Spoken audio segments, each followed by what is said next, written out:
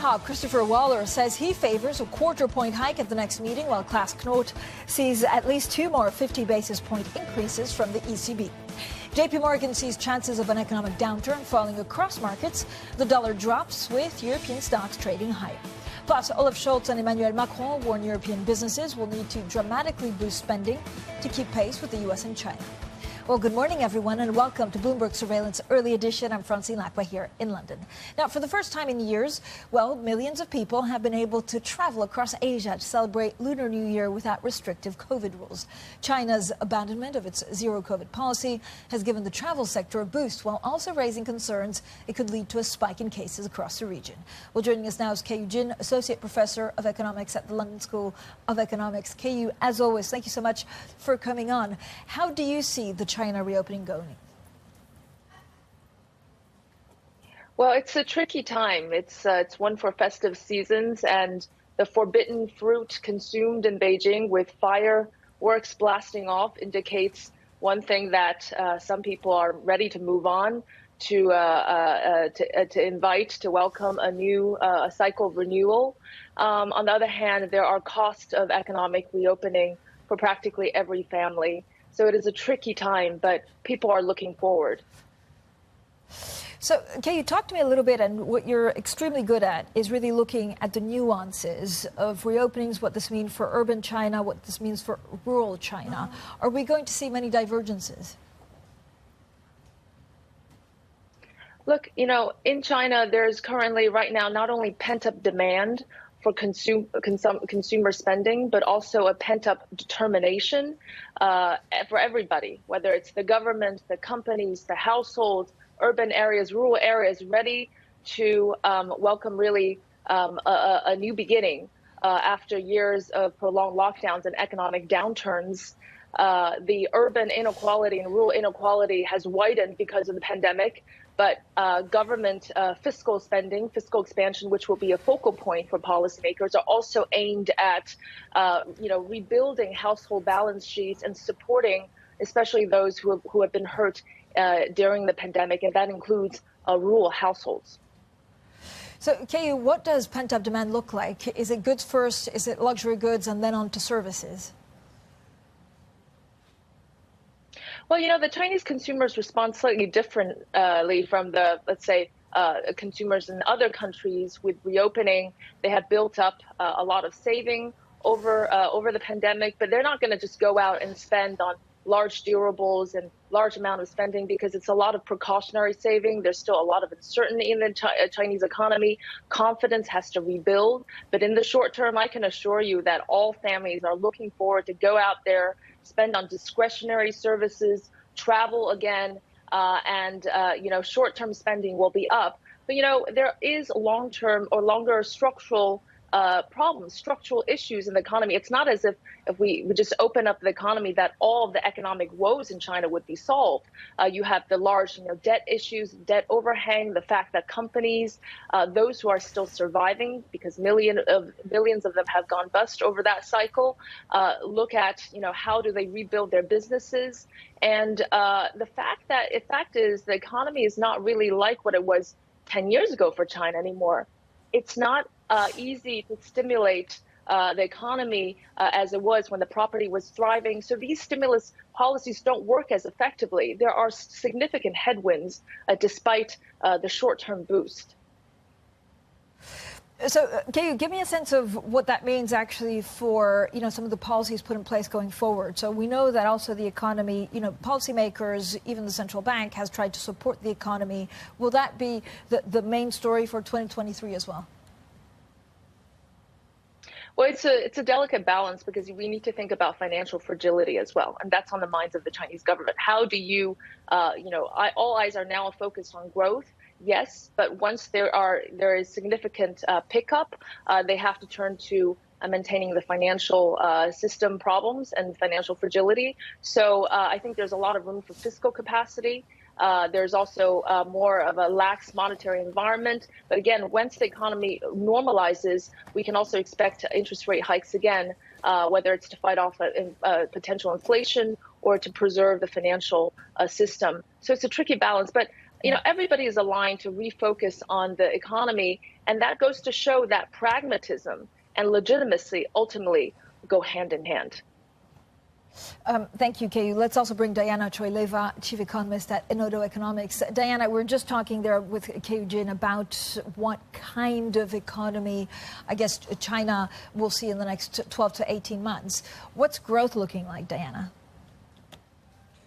Well, first, let's see how we get through the Chinese New Year and this largest human migration, which will spread another wave of COVID infections across rural areas, where the population is less protected for a variety of reasons.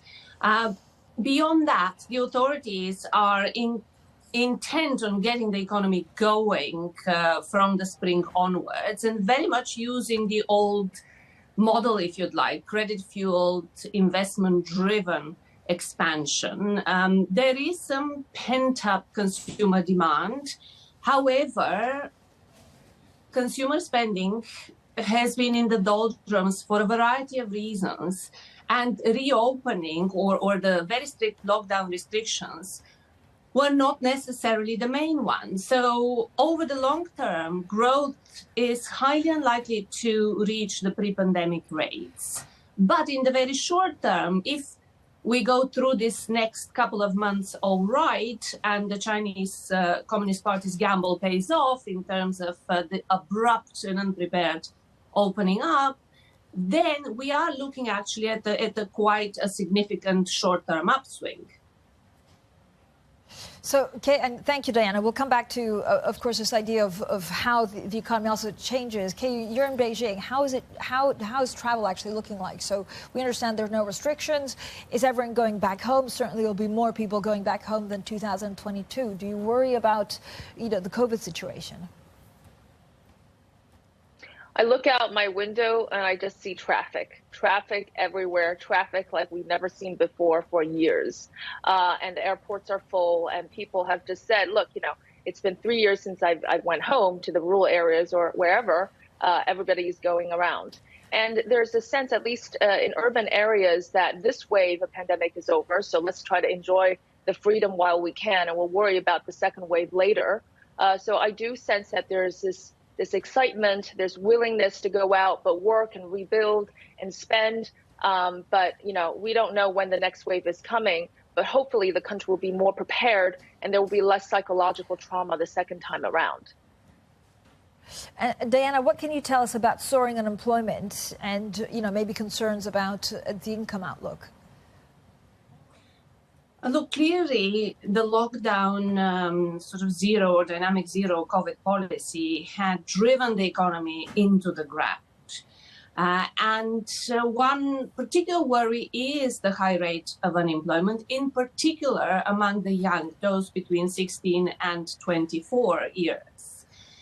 And this is a key challenge for the party. They have been actually battling with it for the past over a couple of years, including all sorts of measures along the lines of pressurizing state companies to hire interns, even unpaid interns, just to help out with that problem across the younger generation, who are also the ones that kick-started the protests in November, which were largely a surprise to the authorities, even though they managed to get a handle on them very swiftly. And, given all of that, we did see, I think you were saying, Chinese leaders making domestic demand a priority. There have been analysts that have been calling for cash handouts like we maybe saw in the U.S. to support, some of the policies that they've already put in place. What do you think government support looks like from here until the end of the year? Well, what are the key differences between Chinese policy response? Sorry. Let's do Keyu first, and then Diana, I'll ask you the same question.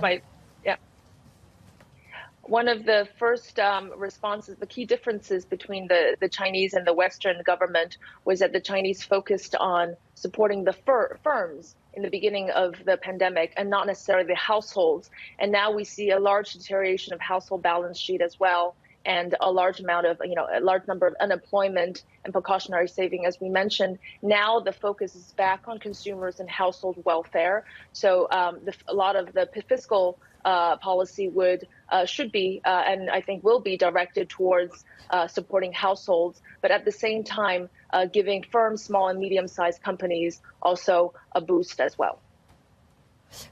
Thank you, Keyu. Diana? That is very much the case in terms of what the authorities are trying to achieve. But of course, they don't have full control of households who, for a variety of reasons that continue to be salient, have this higher precautionary saving desire. So in order to get quickly the economy off the ground, there is a huge fiscal boost aimed at infrastructure spending as well.